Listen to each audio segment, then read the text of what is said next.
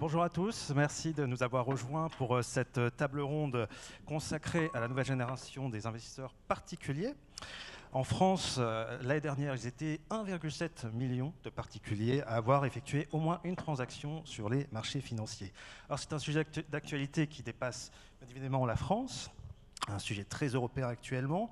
On citera entre autres initiatives récentes le label Finance Europe qui a été annoncé récemment, ou encore l'appel à contribution de l'ESMA sur le parcours client et sur la participation du marché retail sur les marchés financiers. Alors, pour en discuter aujourd'hui, j'ai avec moi 5 intervenants pour en parler. Je suis absolument ravi de les accueillir. Tout d'abord, de gauche à droite, nous avons Benoît Tassou, directeur du pôle réseau partenaires français et ESR chez Amundi. Arnaud Codou, directeur général adjoint Finance Group Système d'information et garantie de PPI France. Virginie Saadé, Managing Director, Head of Government and Regulatory Policy pour la région Europe, Moyen-Orient, Afrique de Citadel. Georges Grumbach, General Manager de Revolut France. Et enfin, Sébastien Raspillet, secrétaire général de l'Autorité des marchés financiers. Bonjour à tous les 5, merci d'être avec nous pour ce panel. Alors, ce sujet de la nouvelle génération d'investisseurs particuliers, il a un aspect sémantique qui est assez intéressant. Dans ce sujet, il y a le mot « nouvelle ». Ce que j'aimerais, voilà, ce par quoi j'aimerais commencer, c'est de revenir un petit peu sur les caractéristiques de cette nouvelle génération d'investisseurs particuliers, de savoir en quoi est-ce qu'on peut parler aujourd'hui de nouvelle génération d'investisseurs particuliers et que reflète cette génération. Alors on va peut-être commencer avec Sébastien, parce que vous avez les données à l'AMF aussi. Oui, bonjour, merci beaucoup, bonjour à toutes et à tous et merci à Aeroplace pour l'invitation. Effectivement, on a produit à l'Autorité des marchés financiers des études récemment qu'on trouve très intéressantes en lien avec l'OCDE et avec un financement de la Commission européenne sur les nouveaux investisseurs. Ce qu'on peut noter, donc vous l'avez dit, en 2024, c'est 1,4 million de particuliers qui ont réalisé au moins une transaction sur actions cotées. C'est près de 10% de plus qu'en 2023.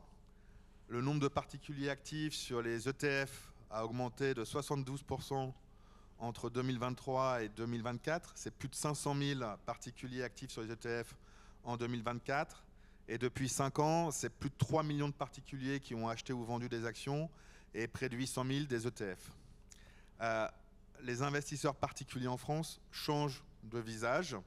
Depuis 2020, de nouveaux profils, et c'est ce que démontrent ces études, sont arrivés massivement.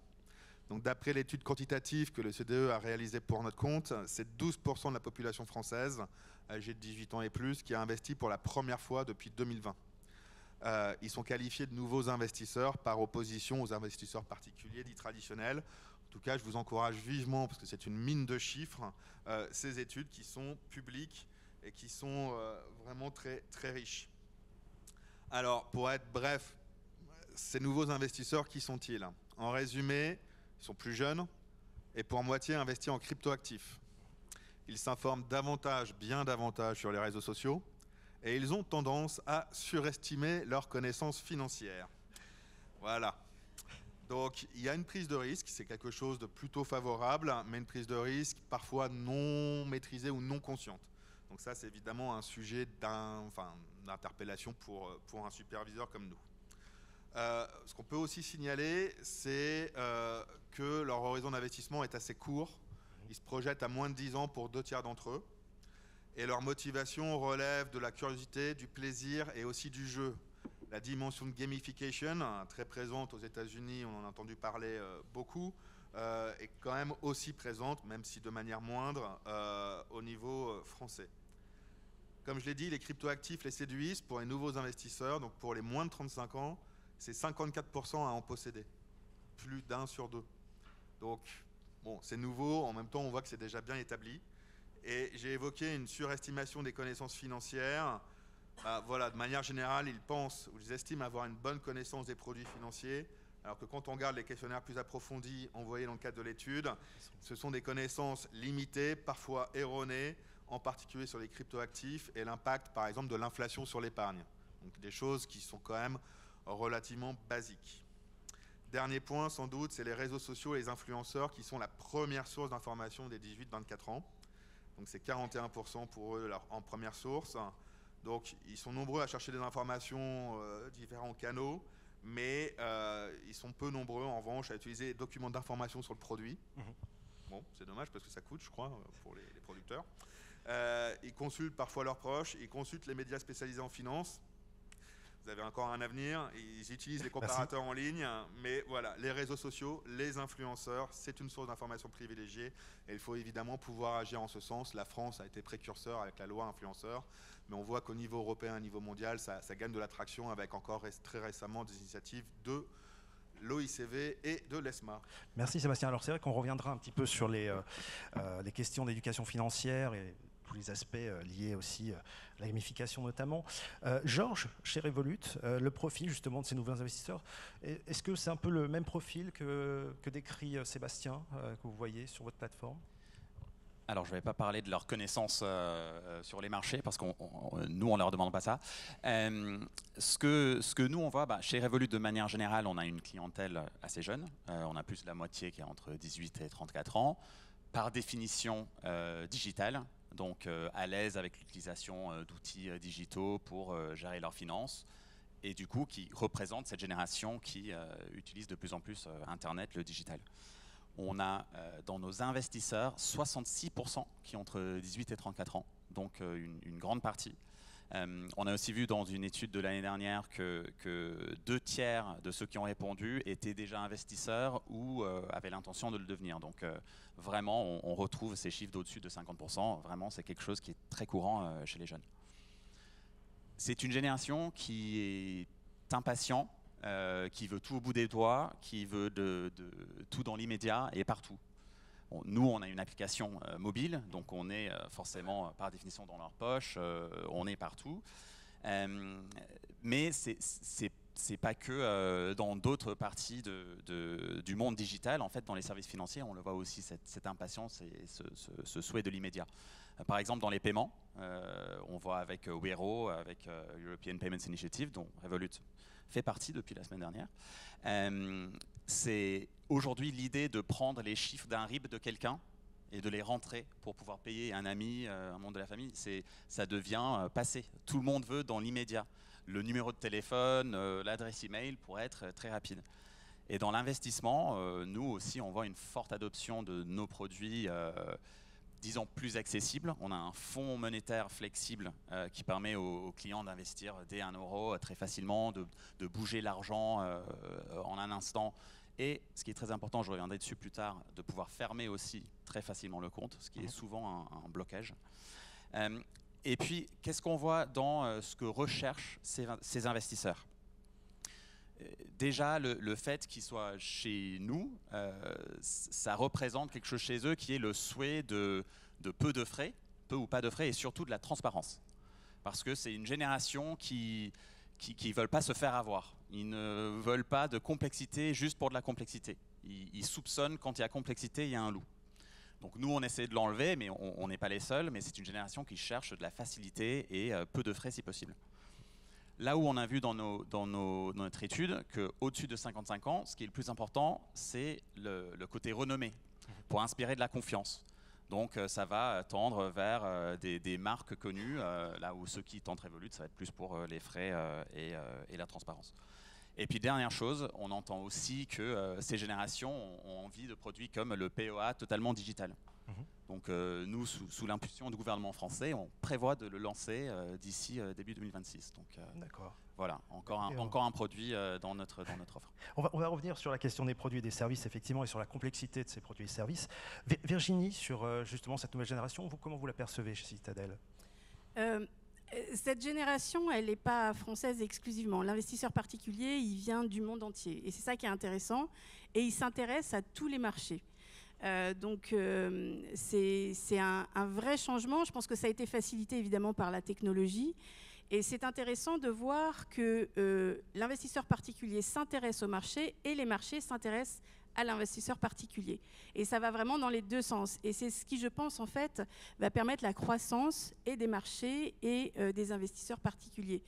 Vous parliez juste maintenant de cette immédiateté, et c'est vrai que on voit cette impatience. Il y a un mouvement de l'épargne retraite vers l'épargne d'urgence. Donc vraiment, l'investisseur aujourd'hui veut tout de suite. Alors c'est important qu'on soit préparé pour eux parce que donc on ait des plateformes, qu'on ait des produits qui sont adaptés et qu'on ait des règles qui leur permettent de faire des choix qui sont les leurs, mais qui les protègent en même temps. Donc je pense que le défi aujourd'hui de la réglementation, c'est ça, c'est de trouver l'équilibre entre protéger et permettre l'innovation. Là aussi, c'est ce qu'on voit essentiellement. Au niveau de la réglementation, c'est vrai qu'on va y passer tout à l'heure parce que c'est vrai qu'il y a pas mal de sujets.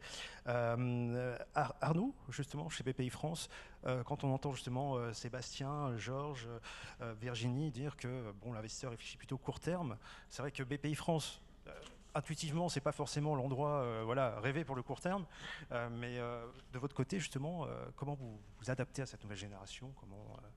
Alors effectivement, on ne se repositionne pas sur le court terme, je vous rassure. Et je suis probablement d'ailleurs le plus mal placé ici pour parler d'investisseurs particuliers, parce qu'effectivement, on est B2B par définition. On prête et on investit dans les entreprises, et on emprunte sur les marchés où on gère notre equity, où on lève des fonds auprès de très gros investisseurs. Simplement, s'agissant du capital investissement en général, donc capital développement, capital risque, on voyait depuis très longtemps, depuis toujours en fait, une classe d'actifs qui avait plutôt tendance à surperformer, à être certes relativement compliquée, très relativement compliquée, on va dire méconnue, et très long terme, effectivement. Donc on est loqué par définition quand on rentre dans un fonds de capital investissement pour au moins 7-8 ans, en général plutôt 10-12. Vous voyez cette classe d'actifs complètement inaccessible à la plupart des investisseurs. À la fois pour ces raisons et surtout en réalité parce que les tickets d'entrée, il fallait connaître les gérants des fonds, il fallait pouvoir mettre au moins 100 000 euros, on va dire, souvent plus, pour pouvoir rentrer dans des fonds qui avaient déjà un track record et performaient bien. Donc on a cherché à ouvrir finalement cette classe d'actifs aux particuliers, ce qu'on a fait à partir de 2020, en se disant qu'on avait nous un portefeuille de fonds, donc un portefeuille de fonds dans lesquels on avait investi, qui était très profond, à la fois en gamme, en nombre de fonds et en historique, qu'on pouvait ouvrir aux particuliers. C'est ce qu'on a fait, avec une promesse de retour de liquidité à 5 ans, donc avec une promesse de rachat à 5 ans, et avec la promesse également de vendre ces fonds dès lors qu'ils sont déjà constitués, donc en gommant finalement toute la période de montée en charge, si vous voulez, pendant laquelle les gens investissent, ce qui rendait le produit à peu près jouable sur 5 ans, en gardant l'essentiel de la performance. Et ce qu'on a vu, c'est au début, on l'a fait parce qu'on pensait qu'avec notre marque, malgré tout, qui a un début de notoriété, c'était possible de faire ça. Ce qu'on a vu, c'est chaque année, donc on répète tous les ans à peu près la même opération pour que ça décante et que ça infuse dans l'opinion des gens qui sont intéressés. Et on a vu effectivement sur les 5 dernières années, on a commencé juste à la sortie du Covid en 2020. Et au bout de 5 ans, ce qu'on voit, c'est qu'on a divisé le ticket par plus que 2. Le ticket moyen est passé de 15 000 euros à 6 000 euros. On a de mémoire un peu plus de 20 000 investisseurs particuliers. C'est pas énorme, mais ça progresse chaque année. Et surtout, le ticket baisse et l'âge moyen baisse. Alors malheureusement, j'ai pas réussi à avoir l'âge moyen. Je l'ai demandé ce matin, mais je sais qu'il a baissé de 8 ans entre 2020 et 2025. Donc voilà, on progresse sur cette voie. On est rejoint par d'autres, d'ailleurs certains avaient commencé même avant nous, mais de plus en plus de fonds lèvent auprès des particuliers. Aujourd'hui en France, on a 17% des fonds dans le capital investissement qui sont levés auprès de particuliers. Il faut juste mettre un bémol sur ce chiffre, qui est que ça inclut les family office, qui sont une forme très spécifique de particuliers quand même. Merci Arnaud. Benoît, chez Amundi, cette nouvelle génération d'investisseurs particuliers, comment vous la percevez? Clairement, avec nos partenaires distributeurs, on observe effectivement une nouvelle génération. J'en suis les chiffres de l'AMF sont éloquents. Ils ont des comportements que l'on observe dans d'autres processus de consommation. C'est vrai, ils veulent tout de suite et pouvoir comparer au meilleur prix. Donc il faut pouvoir comparer, il faut du choix, il faut des parcours effectivement qui puissent souscrire de façon immédiate. On voit aussi que cette clientèle à potentiel devient vraiment un enjeu stratégique pour les distributeurs, parce qu'elle a du potentiel, avec une vraie polarisation parce que c'est une clientèle affluente, et il y a une vraie fragmentation au sens la notion de banque principale fait de moins en moins sens, et cette clientèle-là est de plus en plus mobile, 2 fois plus mobile que la clientèle traditionnelle. Ce qui fait que les distributeurs, nos partenaires, investissent beaucoup sur ces segments. Ils identifient un peu 2 types de segments, les segments un peu des jeunes avisés, et plutôt une catégorie, donc eux, les jeunes avisés, c'est vraiment, ils sont prêts à prendre des risques, ils veulent de l'immédiateté, bien sûr, ils sont appétents aux produits boursiers. Et puis il y a aussi une autre type de segment, plus les pépères, brokers, plus intéressés par l'épargne et aussi au sens large et l'investissement immobilier. Donc Amundi a réalisé une étude qui s'appelle Digital Investment, Decoding Digital Investment, auprès de 11 000 investisseurs dans 25 pays. Et on voit déjà, même dans les usages digitaux,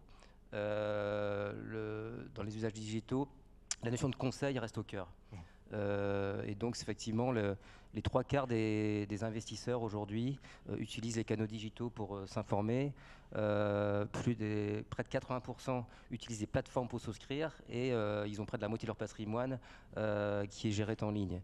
Mais en France, on a encore 55%, c'est plus modéré. Il y a toujours une force de rappel sur le conseil humain. Et donc, je pense qu'il faut pas. Ma conviction, c'est de ne pas opposer les deux modèles. Un modèle qui serait transactionnel de trading au modèle intermédiaire de conseil. Et donc je pense qu'il y a une vraie valeur dans un conseil hybride pour apporter de la valeur aux clients finaux. Mais alors vous concrètement chez Amundi, en termes de parcours client, en termes de solutions, qu'est-ce que ça change? Qu'est-ce que vous avez justement mis en place pour attirer cette nouvelle génération d'investisseurs particuliers? Et puis aussi comment on se place finalement en tant qu'intermédiaire vis-à-vis de cette nouvelle génération? C'est vrai que qu'est-ce que veulent ces clients-là? Ils veulent quand même de la performance. La performance et de l'accessibilité, vraiment une fluidité des parcours. Donc c'est vraiment 2 choses majeures. Donc sur la performance, effectivement, on remet on pose le concept de value for money au cœur. C'est même si c'est une connotation très, très réglementaire à CPR en France, mais vraiment on redéfinit nos solutions de façon effectivement rapport qualité-prix, couple rentabilité-risque, liquidité. On continue de faire le pari de la durabilité. Près de la moitié des investisseurs dans nos fonds investissement durable ont moins de 35 ans. Bien sûr, on essaie d'avoir une offre, on leur donne accès à toutes les classes d'actifs. Donc il y a un gros call, effectivement, ETF, les marchés privés, bien entendu. On essaye aussi de penser plus solutions que produits, avec des gestions déléguées, de la gestion sous mandat. Donc il y a vraiment une customisation de nos solutions. Et côté technologie, sur la solution, effectivement, aujourd'hui, Amundi, qui au départ était plutôt provider de solutions informatiques pour une clientèle institutionnelle, de portfolio management, etc. Aujourd'hui, a développé une gamme vraiment de conseils pour les intermédiaires, pour les distributeurs. Et donc, c'est la possibilité en API ou en édition de logiciel, un SaaS, d'avoir en self-care un outil multi-device qui offre une agrégation, une vision 360, des indicateurs de pilotage et pour pouvoir, pour le conseiller ou le banquier, déclencher des parcours de conseil, d'opération patrimoine, retraite, succession, fiscalité, etc. Et après, la difficulté de chaîner tout ça avec effectivement les teneurs de compte. Et juste sur l'aspect rapidement des services et des solutions, est-ce qu'on est sur de la qualité semi-institutionnelle, institutionnelle? Est-ce qu'on peut donner aux particuliers la même qualité de service qu'on donne à l'institutionnel? Oui, c'est ce que je dis. Il y a une véritable customisation, par exemple pour la clientèle retail. Pour donner quelques exemples, c'est par exemple la gestion déléguée, la gestion sous mandat. La possibilité, effectivement, pour un client particulier d'avoir son allocation, d'avoir un reporting de qualité, d'avoir effectivement des contraintes sur son mandat. On travaille aussi sur des solutions de gestion digitalisée parce que pour les distributeurs, le modèle économique n'est pas évident de faire des appels sortants à l'échelle industrielle pour le mass market. Et donc maintenant, on propose des propositions d'allocation de conseils pour les clients finaux de façon digitale. Ils peuvent après opter sur les choix de leur allocation. Bien sûr, on leur donne accès aux ETF. Maintenant aussi, il y a sur les marchés privés, avec la réglementation LTIF 2.0 qui a permis d'assouplir et donner un accès, baisser les seuils, baisser les contraintes et faciliter la distribution.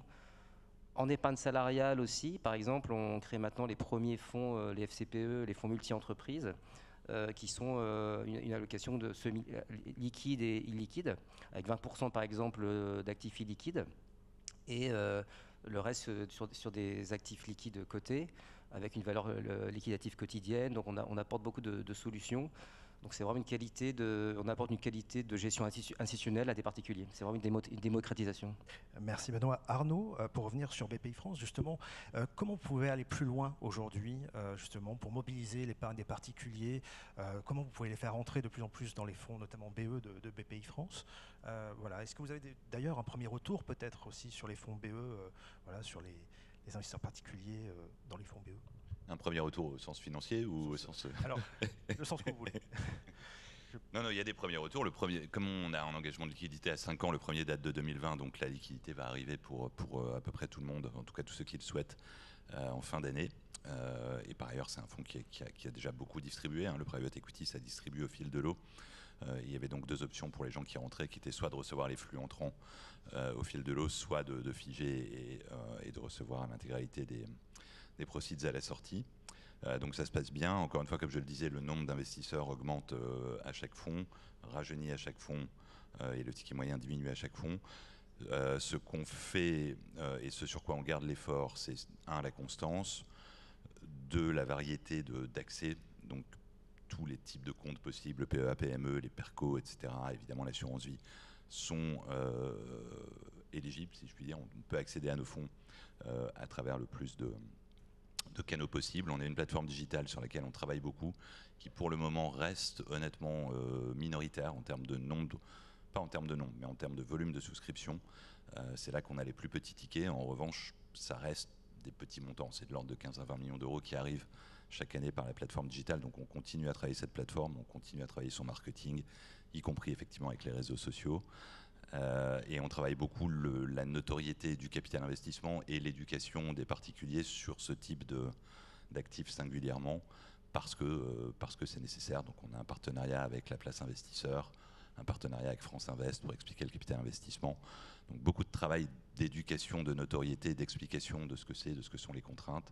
Pas mal de travail aussi d'explication auprès des distributeurs, pour être honnête, comme c'est du fonds de fonds. Les gens sont très sensibles, vous le disiez tout à l'heure, aux frais de gestion. C'est une classe d'actifs dans laquelle il y a beaucoup de frais de gestion. Je pense que les gens ici le savent.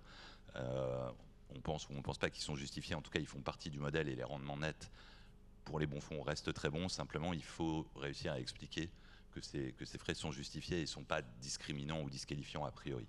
On continue à travailler là-dessus. Juste une petite question spécifique par rapport à la technologie, plus particulièrement à la blockchain, parce que je sais que BPI France est très en amont aussi sur ce sujet-là. Est-ce que c'est un moyen, la blockchain, pour vous d'attirer peut-être plus tard davantage de néo-investisseurs? Oui, clairement. Clairement, oui. Pour tout vous dire, on avait en vue de tokeniser notre prochain fonds. Comme vous l'avez peut-être vu, on a annoncé qu'on allait lancer un fonds retail défense, en tout cas ciblé sur les entreprises qui contribuent à la défense française et européenne. On a réalloué l'effort là-dessus plutôt que sur la tokenisation. Donc je pense que la tokenisation est un travail qui va plutôt maintenant viser 2026 ou 2027. Mais clairement, Sébastien le disait, on voit qu'en particulier chez les jeunes, le fait d'être accessible on-chain est un truc très important.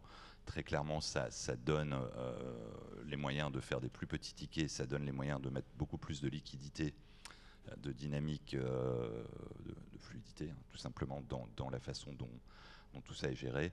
Par ailleurs, ça permet d'accéder à des gens qui sont plutôt nativement crypto que classiques, on va dire. Donc oui, pour nous, c'est clairement une voie à explorer. C'est une voie qui a d'ailleurs déjà été explorée par un certain nombre de fonds plutôt américains. Mais on pense que c'est une voie qui est explorée d'ailleurs même en France par les fonds monétaires.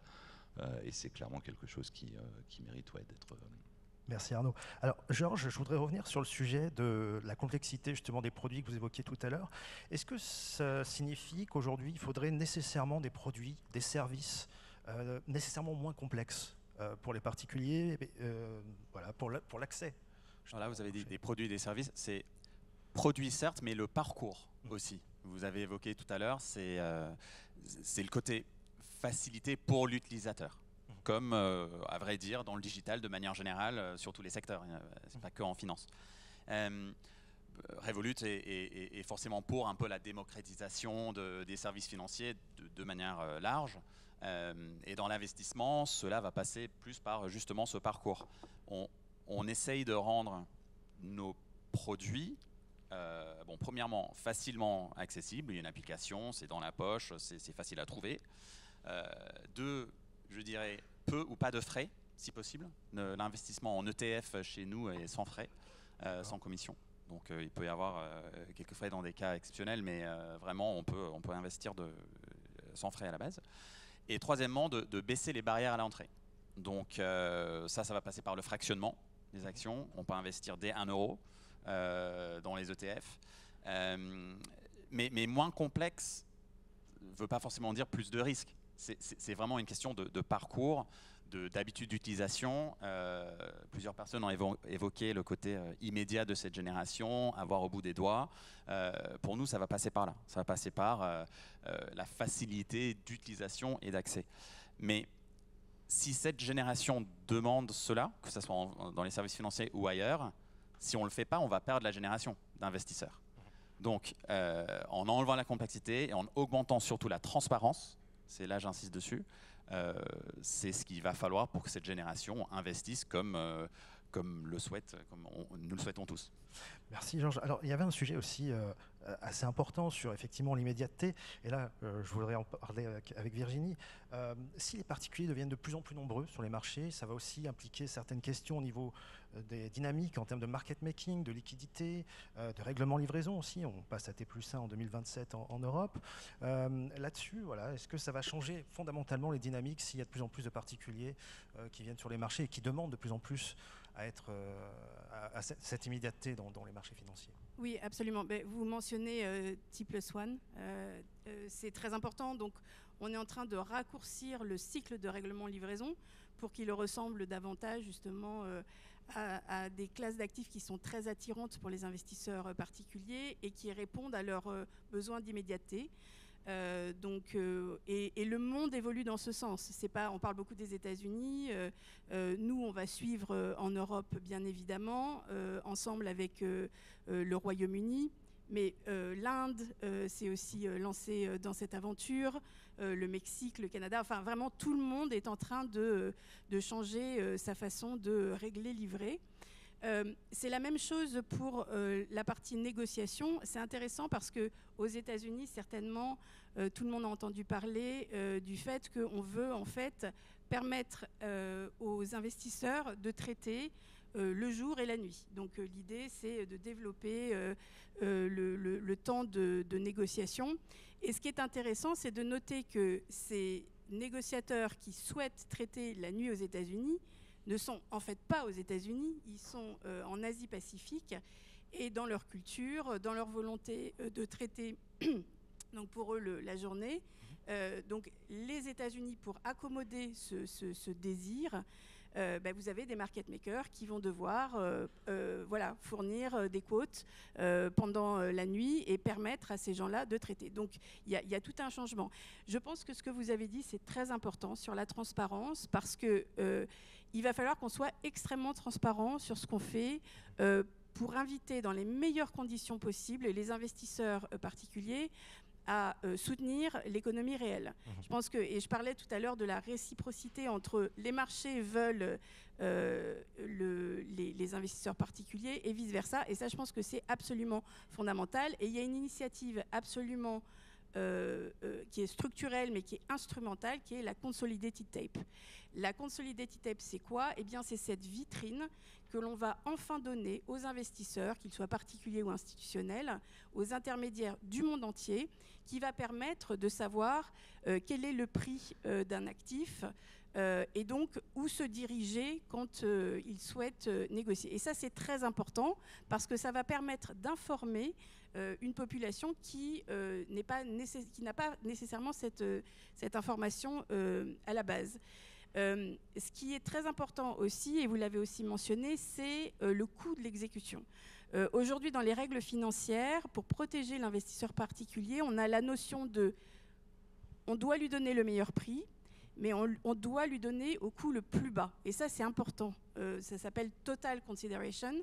Et c'est important qu'on respecte cet esprit-là, parce que les intermédiaires doivent, quand ils réfléchissent à la façon dont ils vont traiter l'exécution d'un particulier, doivent s'assurer qu'il y a voilà, l'information dont ils ont besoin, mais aussi le meilleur coût et la meilleure qualité possible d'exécution. Et la troisième chose, c'est vraiment la façon dont les investisseurs regardent le marché et se disent... Alors, ça n'a rien à voir en fait avec l'aversion au risque, parce qu'on peut être attiré par des produits plus ou moins risqués, mais par contre, il faut que le framework soit, lui, fiable. Ouais. Que l'investisseur ne se dise pas ben là je vais mettre mon argent dans un trou noir, je ne sais pas ce qui va se passer. Non, il faut que l'investisseur sache que son argent va être placé de façon avec de la considération et puis un retour, parce que l'investissement c'est ça, c'est chercher le retour et donc afficher de la transparence par rapport à ça. Alors, vous me tendez la perche parce que de transparence, il en a été beaucoup question aussi du côté de l'AMF, qui a régulièrement pointé ces dernières années l'opacité sur les frais de certains produits dédiés aux particuliers.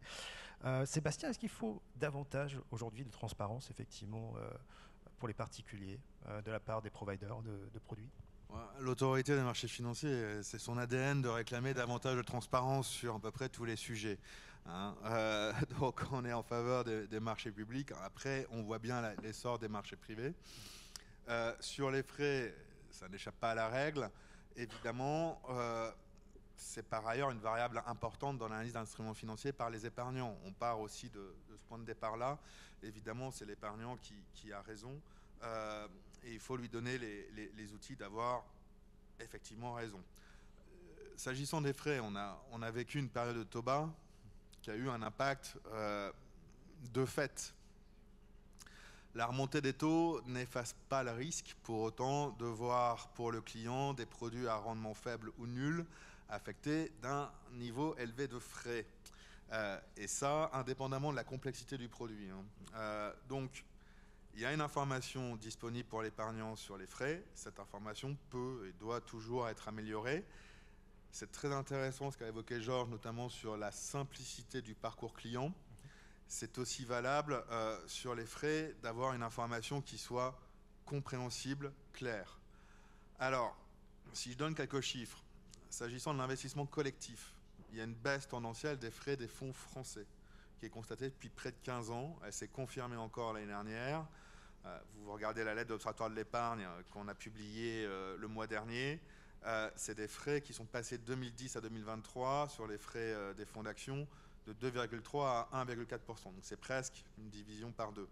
Pour les fonds diversifiés, c'est de 2,1 à 1,4%. C'est une baisse d'un tiers.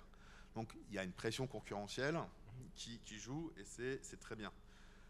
Il y a un deuxième point sur l'action de l'AMF, c'est qu'on mène évidemment des actions de supervision s'assurant du respect de la réglementation.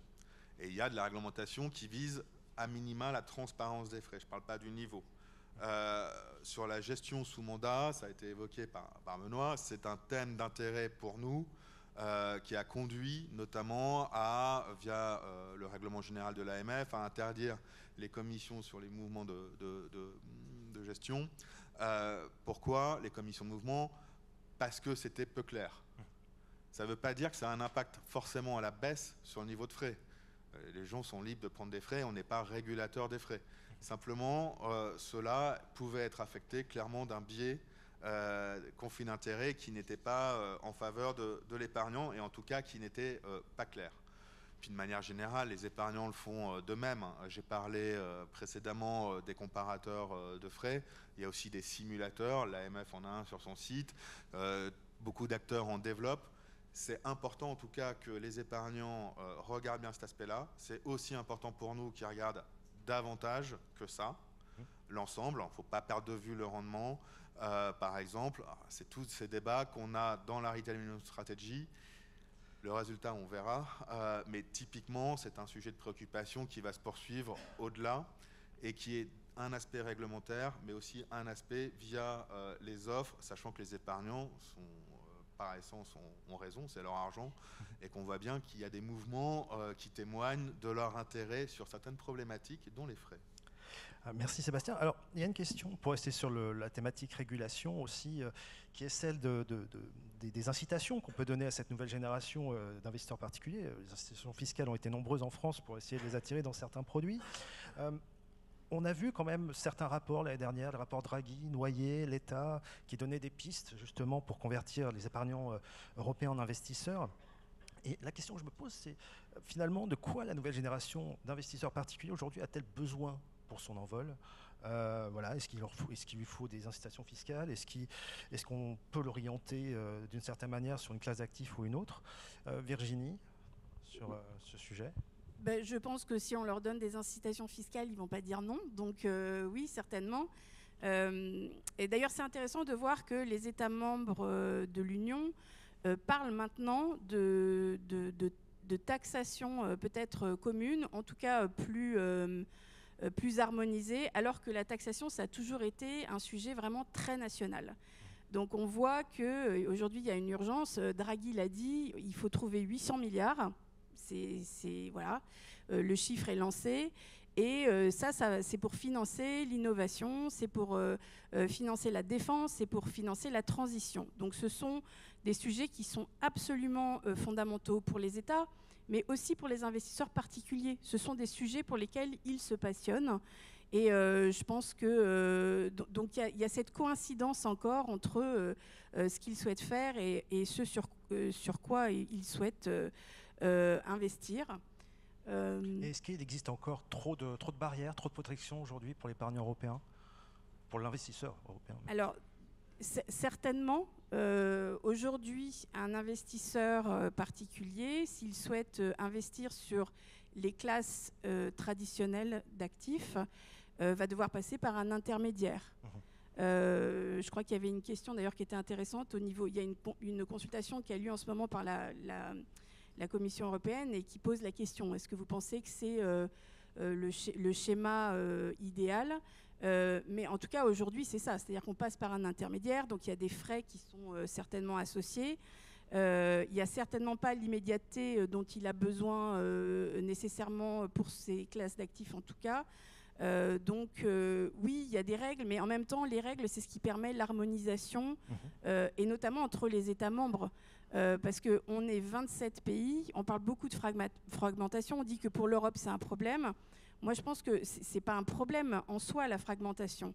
C'est pas un problème si on sait travailler ensemble. Et je pense qu'il y a une véritable volonté en ce moment politique de se présenter comme une région. On a même vu d'ailleurs en quelque sorte un reset de la relation entre le Royaume-Uni et l'Union européenne. Et ça, c'est quand même formidable parce que l'investisseur institutionnel ou l'investisseur particulier, quand il regarde notre région, il voit l'Europe et il ne voit pas forcément deux régions qui sont divisées. Donc je pense que tout ça sont des sujets fondamentaux qui sont en pleine évolution. Et je trouve ça très intéressant que Draghi, l'État, gouverneur Noyer, vraiment essaient de trouver des solutions qui sont tangibles, qui sont structurelles, et qui permettent une simplification, une harmonisation des règles et une vraie volonté de travailler ensemble.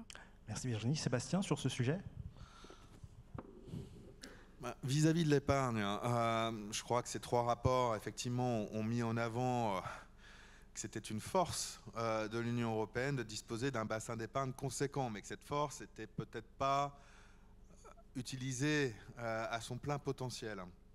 Alors, après, faut sans doute éviter le dirigisme qui fonctionne pas très bien, et alors avec cette nouvelle génération peut-être encore moins bien que déjà ça marche pas. Donc si on évite, c'est les incitations fiscales. Bon, l'épargne, certains disent c'est de la culture, enfin c'est un aspect culturel et c'est un aspect fiscal. Il y a peut-être des choses au-delà, mais si on se dit que ces deux choses-là sont vraies, le fiscal, je laisserai les politiques nationaux décider, mais ce que j'entends, c'est que c'est peut-être pas le sens, en tout cas pour cette année, d'imaginer des avantages fiscaux supplémentaires.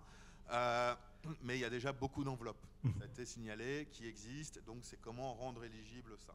Et puis après, il y a des choses qui sont très appréciées, mais qui sont peut-être pas suffisamment encore développé, ou en tout cas il y a un potentiel de développement. Si je prends l'exemple du rapport d'Enrico Letta, il y a en France par exemple un atout qui n'est pas tellement présent dans d'autres pays de l'Union européenne, c'est l'épargne salariale. Très peu de réclamations pour l'AMF sur l'épargne salariale et pour autant des performances qui sont tout à fait intéressantes et par ailleurs une capacité d'être sur du long tout en offrant la liquidité. Enfin voilà, on voit des choses de ce type. Donc jouer sur les forces, c'est bien aussi plutôt que de vouloir réparer toutes les faiblesses et qui plus est à 27. Après, au-delà des aspects fiscaux, vous avez les incitations sur l'auto-enrollment qui sont évoquées, ce type de choses. Vous avez les initiatives à plusieurs pays. Donc le 5 juin dernier, c'est le ministère des Finances avec certains de ses homologues, 7 États membres, qui ont lancé un label sur l'épargne. Voilà.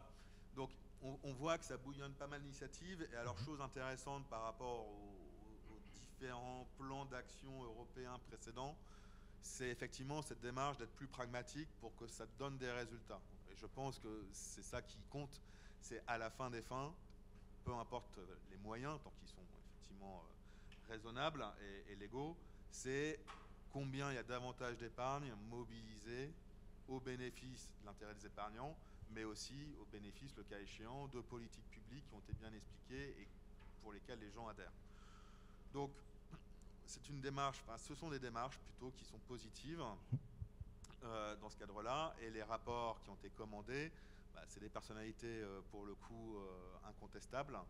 Ce que je trouve, c'est que c'est très bien aussi que ce soit basé sur de la réflexion, des chiffres, des études qui se veulent pragmatiques plutôt qu'un calque posé d'en haut et qui ne correspond pas à la réalité des gens.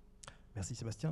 Benoît, justement, sur ces rapports, Oui, les meilleures pistes pour vous c'est vrai que tous ces rapports poussent à faciliter l'accès au marché de capitaux, à financer les projets stratégiques européens et vers l'économie réelle.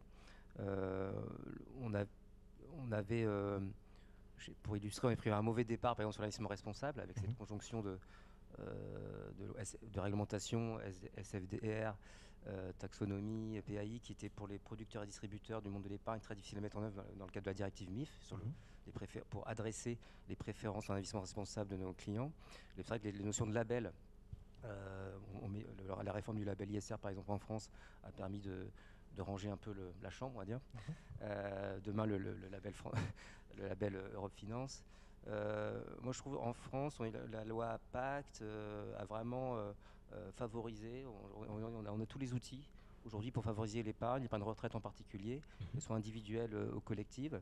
Et puis c'est vrai pour le financement des projets stratégiques, orienter l'épargne des particuliers vers l'économie réelle. La loi Industrie verte va jouer un rôle catalyseur en fixant effectivement des minimums d'allocation d'actifs privés, de marchés privés dans la gestion, à la fois l'épargne salariale, la gestion collective, mais dans l'épargne individuelle, la gestion pilotée en assurance vie. Et donc c'est aussi un élément porteur. Et enfin, je rajouterais la loi de partage de la valeur. Vous savez que la plupart de ces nouveaux investisseurs sont quand même salariés. Et effectivement, qui a transposé en fait l'accord national interprofessionnel dans la loi et obligeant les entreprises de plus de 10 salariés à mettre en place un dispositif de partage de la valeur. Donc c'est le premier accès à l'épargne dans des conditions fiscales qui sont vraiment très très favorables pour les salariés. Merci Benoît. Arnaud, sur ce sujet, justement, l'essor, qu'est-ce qu'il faut justement pour l'essor de cette génération de nouveaux investisseurs ? Ouais, vous avez déjà dit beaucoup de choses. Ce qui est sûr, c'est que c'est fondamental d'être européen, aussi bien pour lever, pour accéder à l'épargne que pour investir. Il y a beaucoup d'investissements qui vont être trans-européens, en particulier dans nos segments à nous, tout ce qui est nouvelle génération de start-up qui sont plus capital intensives que celles des précédentes vagues, on va dire, dans toutes les verticales. C'est des choses qui vont se jouer au niveau européen, donc c'est fondamental de se présenter comme européen aussi côté investissement et d'avoir des véhicules qui sont capables de faire ça.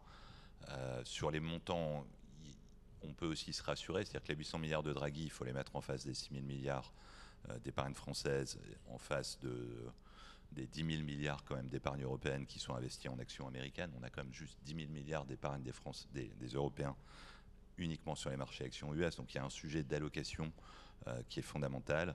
Donc il y a aussi des incentives à mettre du côté des gérants. Vous avez tous vu que les Anglais ont mis pour le coup des contraintes sur le légère, mais quand même des contraintes sur l'emploi des fonds de pension en Angleterre.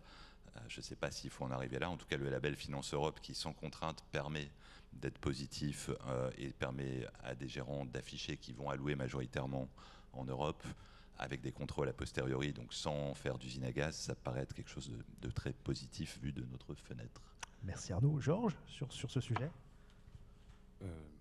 Pareil, il y a eu beaucoup de... Moi, je rebondis justement sur le sujet Europe versus États-Unis. Nous, on a vu quelque chose d'intéressant depuis le début de l'année, avec le côté un peu marché, un peu turbulent depuis le début de l'année. On a vu que nos investisseurs, donc assez jeunes, qui habituellement, historiquement, étaient très investis quand même dans des stocks américains, Magnificent Seven, des marques qui leur parlent, on a vu à peu près 3 fois plus d'investissements sur des stocks européens depuis le début de l'année par rapport à avant. Donc ça reste moins de la moitié, mais c'est intéressant de voir qu'il y a cet attrait quand même pour peut-être de la sécurité, de la stabilité qui est associée avec des grandes marques européennes, là où sur les marques de tech, les actions tech aux États-Unis, c'est peut-être un peu moins le cas. Après, ça reste souvent pour nous, les grosses marques investies, ça reste des choses assez consumer. Par exemple, LVMH, ça va être quelque chose très plébiscité par nos investisseurs. Je voulais aussi vous faire rebondir sur ce que disait Virginie tout à l'heure, justement sur les marchés ouverts 24 heures sur 24. Est-ce que le fait peut-être un jour d'avoir des marchés ouverts 24 heures sur 24 avec des actifs qui seraient négociables à toute heure, est-ce que ça serait une condition pour l'envol aujourd'hui des investisseurs particuliers? C'est potentiellement assez radical, c'est peut-être complexe avec ses risques. Après, avec la digitalisation de tout, pourquoi pas? Le monde digital est ouvert toute la nuit, tous les jours. Comme a dit Virginie, c'est mondial. Donc, avec les fuseaux horaires, il y a forcément quelqu'un de réveillé. Et si lui, il veut faire des trades avec quelqu'un qui aujourd'hui est endormi, le marché devrait être ouvert pour permettre ça. Après, moi, ça m'a fait penser à Amazon. Aujourd'hui, aux clients jeunes, on ne va pas leur dire vous ne pouvez pas passer commande sur Amazon à part entre 9h et 17h30. L'idée d'avoir des ouvertures de marché qui est quand même bien limitée, aujourd'hui il n'y a plus ce monde-là. Donc c'est potentiellement quelque chose à envisager, mais ça viendra avec forcément des complexités. Nous, évidemment, on n'est pas ouvert toute la nuit, mais on a quand même des outils qui permettent aux clients de programmer un achat pour lundi prochain, d'ailleurs pour tous les lundis s'ils veulent dans l'application.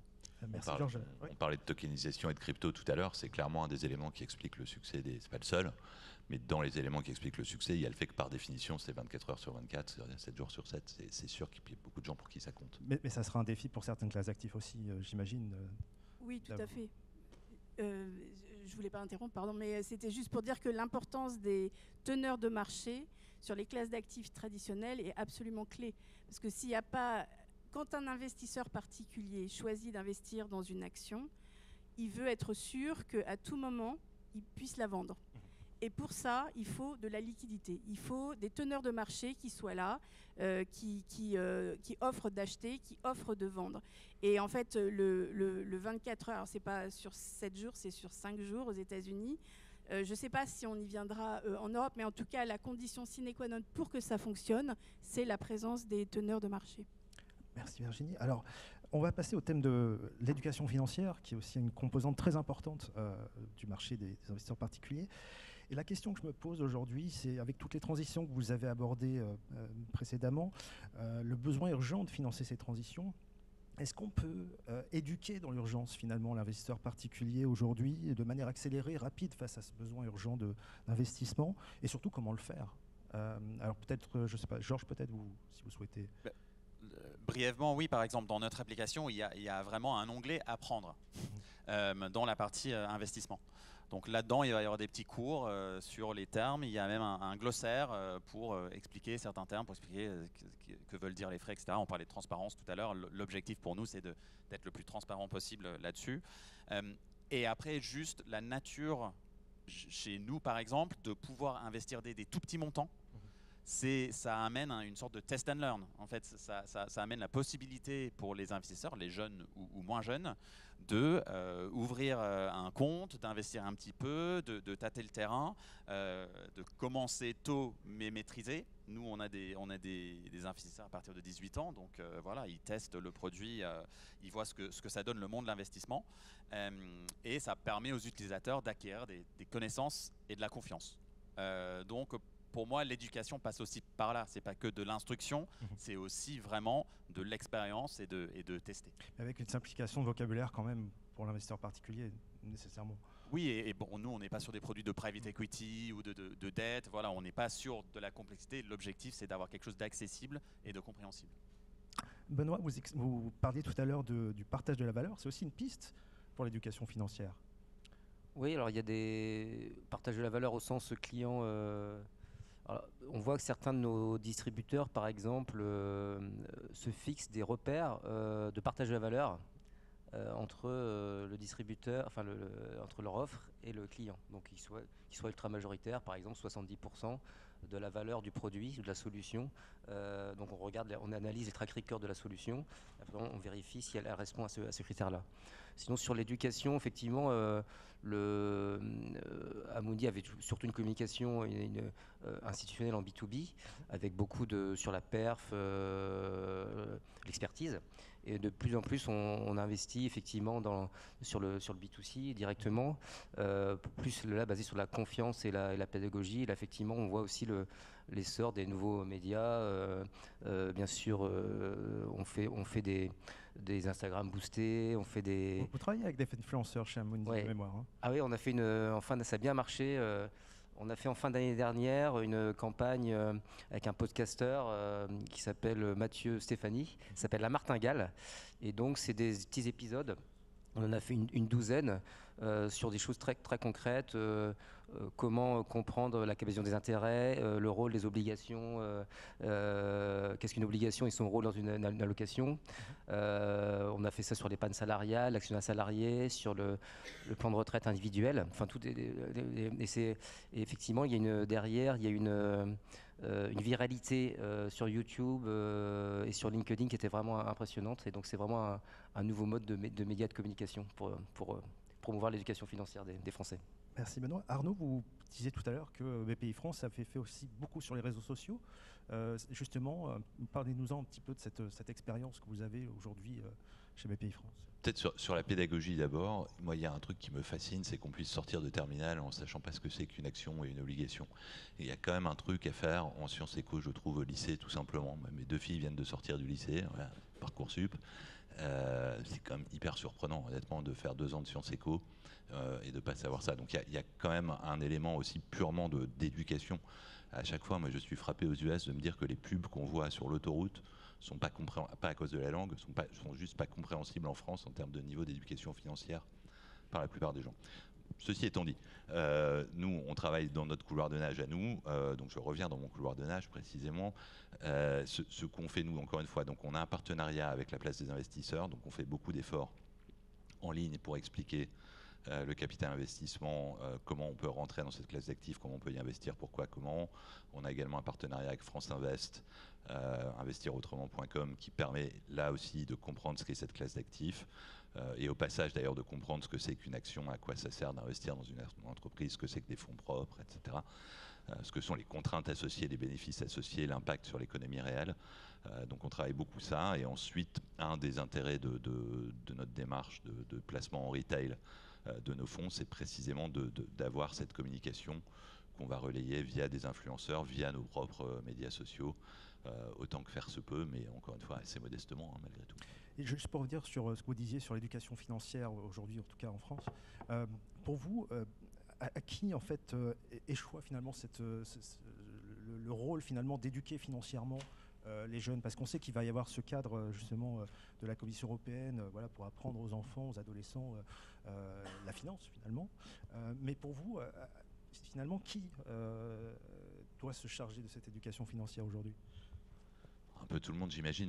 Honnêtement, moi, c'est très loin de mes bases après, mais mon message à moi, c'est que ça me paraît très normal qu'au lycée, au moins, il y ait un minimum de fondamentaux qui donne simplement aux gens les moyens de s'orienter dans le monde contemporain et de savoir ce que c'est que l'économie et de savoir comment on peut y participer. Si on veut que les gens participent à l'économie réelle, il faut leur expliquer ce que c'est. Or, ça devient absolument fondamental que les gens participent à l'économie réelle. Plutôt que d'aller faire du bingo sur des cryptos dont ils ne comprennent pas ce que c'est, quoi. Parce que ça, effectivement, l'expérience utilisateur est géniale, on peut le faire à tout moment, les gens savent faire du marketing, il y a des très bonnes choses dans la crypto par ailleurs. Je ne veux pas mélanger les choses, je pense que c'est des technologies fondamentales, on l'a dit tout à l'heure, et ça va révolutionner beaucoup de choses. Mais on voit bien qu'avec du bon marketing, de la bonne expérience client, on sait faire venir les gens, pas sur n'importe quoi, pas toujours, mais quand même, on sait beaucoup faire venir les gens. Donc il y a moyen d'utiliser toutes ces techniques, d'une part, et par ailleurs d'éduquer pour, encore une fois, créer cette symbiose qui fera que la population participera plus volontiers et sans contrainte à l'économie. Merci Arnaud. Sébastien, justement, à qui revient justement ce rôle d'éducateur ou d'éducatrice financier selon vous? Je rejoins assez Arnaud en disant que c'est collectif, c'est tout le monde. Votre question, c'était est-ce qu'on peut faire ça aussi de manière accélérée, rapide, urgente?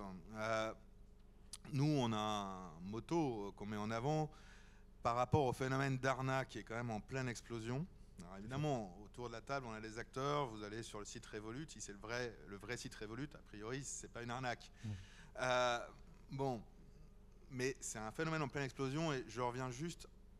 On a le motto qui est « il n'est jamais urgent de perdre son argent ». Même si vous êtes à 3 h du matin, voilà, vous ne vous précipitez pas parce que vous avez un push disant c'est la dernière occasion, dans 5 minutes ça disparaît, la martingale, génial. Je le dis parce que ça, c'est un facteur qui mine la confiance et c'est vraiment en pleine explosion. Encore une fois, en statistique, 15% des Français estiment avoir été victimes d'une arnaque financière. Ça ne veut pas dire qu'ils ont succombé. Ça monte à 35% chez les moins de 35 ans. Donc, on voit bien qu'avec l'essor des réseaux sociaux, de la digitalisation, des plateformes X ou Y qui ne sont pas toutes réelles, en fait, ou proposant des produits financiers réels, c'est un premier élément assez fondamental d'éducation financière, c'est essayer de bien savoir repérer les arnaques. Après, je rejoins ce qui a été dit, c'est avoir une base minimum par rapport à une émancipation des gens, c'est-à-dire savoir comprendre la base. Si ce n'est pas présent, ben, il faut que ça, c'est un travail collectif qui parle l'éducation nationale et qui est valable à travers l'Europe. Nous, ce qu'on fait, on fait beaucoup de choses. On a, sur la base de l'étude OCDE que je vous avais mentionné au début, fait une campagne qui s'appelle les mystères d'Investipolis. Je vous encourage à y aller, elle est disponible, qui reprend les codes visuels et graphiques pour les jeunes, donc un peu gamification et autres. On l'a mise aussi sur des plateformes sur lesquelles on n'était pas nécessairement présent, type TikTok. On a un très bon succès, honnêtement. Voilà, il faut aussi savoir s'adresser à cette population-là, qui a un peu d'argent, qui en aura de plus en plus tard, et les guider, les aider, sans aller sur le paternalisme qui, honnêtement, ne fonctionne pas du tout. Donc, c'est aussi challenging pour nous, désolé du mauvais français, mais il faut pouvoir aller sur ce terrain-là. Maintenant, encore une fois, c'est pas se précipiter, il n'y a pas de martingale, il n'y a pas de produit magique, il y a une réflexion à avoir, quitte, si on veut le faire, à ce que ça puisse être fait à 3 h du matin quand les prestataires de services sauront le faire. Juste une petite question supplémentaire sur les finfluenceurs, parce qu'il y a eu un encadrement des finfluenceurs par l'AMF, d'une certaine manière. Là-dessus, est-ce que vous avez un retour sur les premières mesures, justement, que l'AMF a mis en place sur... Oui, il y a une loi française. Alors, c'est pas que l'AMF, il y a aussi l'ARPP, l'Agence pour la publicité. En tout cas, nos homologues à travers l'Union européenne, voire au niveau mondial, nous regardent un peu avec envie, parce que c'est un cadre qui est vraiment très précurseur. Alors, comme tout cadre précurseur, il faut pouvoir l'évaluer régulièrement, il est assez récent. On a des premiers résultats qui sont positifs. Maintenant, est-ce que c'est suffisant ? Typiquement, le certificat de l'influence responsable est pris par un certain nombre, plusieurs dizaines d'influenceurs. Maintenant, c'est une profession non réglementée dont le nombre ne cesse de croître. Voilà, donc c'est passif, mais enfin, on voit bien qu'on a de la marge de progression. En revanche, il faut pouvoir être présent sur ces réseaux sociaux. Il faut pouvoir faire des partenariats avec ceux qui ont envie d'être dans la responsabilité, j'ai envie de dire, et puis savoir détecter ceux qui sont plutôt dans l'arnaque. Et il y en a aussi, malheureusement. Donc on a un spectre extrêmement vaste qui s'est démultiplié de manière très rapide et sur lequel nous agissons, mais ce n'est pas qu'au niveau français, c'est digital, c'est mondial. Donc aussi en lien avec IOSCO, qui a fait un rapport rapport mondial, et puis aussi au niveau de l'ESMA, au niveau européen. Merci Sébastien. Virginie, juste sur l'éducation financière, un dernier mot très rapidement. Voilà, sur l'importance de la confiance. Je pense qu'en 2008, la confiance entre les marchés financiers et l'économie réelle a été rompue. Et on assiste maintenant à un renouveau dans la relation entre les deux, et c'est absolument fondamental. Aujourd'hui, on se repose beaucoup et encore sur le système bancaire, notamment les émetteurs. Quand on souhaite lever des capitaux, on va voir plutôt les banques plutôt que les marchés financiers. Et aujourd'hui, vu le besoin de financement, vu l'énormité du besoin de financement, il faut que les marchés financiers jouent leur rôle. Et pour jouer ce rôle, l'éducation est capitale parce que c'est ce qui va permettre de restaurer la confiance en soi, en son jugement et la confiance dans les marchés. Moi, il y a un truc que je trouve très intéressant, c'est que malgré le fait que la finance soit devenue incroyablement électronifiée, les trading floors restent importants. Et le trading floor reste important. Et par exemple, on le voit à Francfort, on le voit aux États-Unis. Quand il y a des informations financières, on voit toujours en arrière-plan le trading floor. Souvent, la presse, d'ailleurs, se trouve sur le trading floor. Et je pense qu'il y a un besoin aussi de tangibilité. C'est-à-dire dans un monde incroyablement virtuel, où l'information est instantanée, on a besoin quelque part de voir un peu ce qui se passe et de le voir de façon tangible. Donc je trouve cette dichotomie intéressante. Merci beaucoup. Merci à tous les 5 pour vos éclairages. Merci encore. Et puis ce sujet, je pense, fera l'objet de prochaines tables rondes également par Europlace, les prochaines années. Merci encore. Merci.